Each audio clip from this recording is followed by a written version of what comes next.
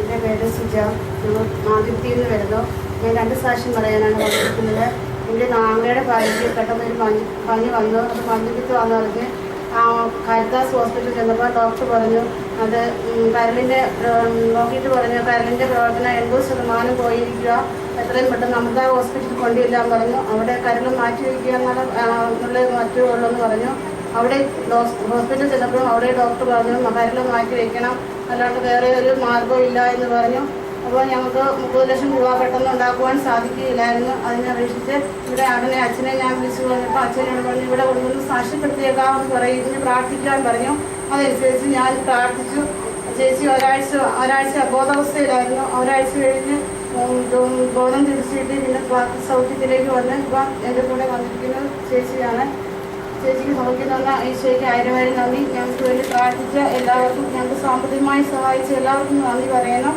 അതുപോലെ തന്നെ ഞങ്ങൾക്ക് മക്കളില്ലായിരുന്നു. 8 വർഷമായിരുന്നു ഞങ്ങൾക്ക് മക്കളില്ലായിരുന്നിട്ട്.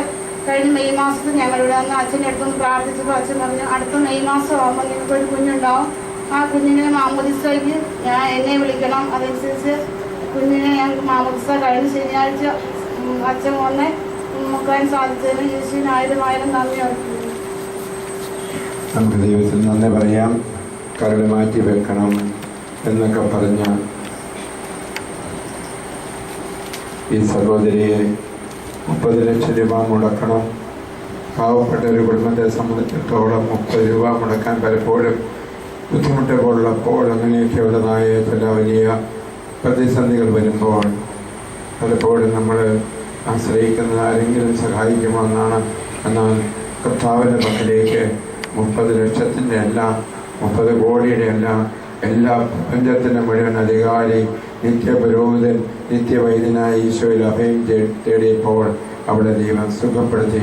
നമുക്ക് അവിടെ സുഖപ്പെടുത്തിയ ദൈവത്തിന് നന്ദി പറഞ്ഞതോടൊപ്പം 8 വർഷമായി മക്കളില്ലാതിരുന്നു. എന്നാൽ നിറന്ന് സാക്ഷ്യപ്പെടുത്തിക്കൊള്ളാം ഒരു കുഞ്ഞിന് വേണ്ടി ആഗ്രഹിച്ചു. ആ ആഗ്രഹം മരിയഭവനത്തിലെ കൂട്ടായ്മയിലുള്ള നിങ്ങളെല്ലാവരും പ്രാർത്ഥിച്ചപ്പോൾ നിങ്ങളുടെ പ്രാർത്ഥനയാണ് ഞാൻ എപ്പോഴും പറയും, രോഗനല്ല, മറിച്ച് ഈ കൂട്ടായ്മയിൽ നിങ്ങൾ സംസാരിച്ച് വിശുദ്ധമായ ഹൃദയത്തോടെ നിങ്ങൾ ഒന്നിച്ച് അച്ഛനോട് ചേർന്ന് പ്രാർത്ഥിക്കുമ്പോഴാണ് അത്ഭുതങ്ങളും അടയാളങ്ങളും സംഭവിക്കേണ്ടത്. നിങ്ങളുടെ വിശുദ്ധിയാണ് ഇവിടുത്തെ സാക്ഷ്യത്തിന് പ്രധാനപ്പെട്ട കാരണം.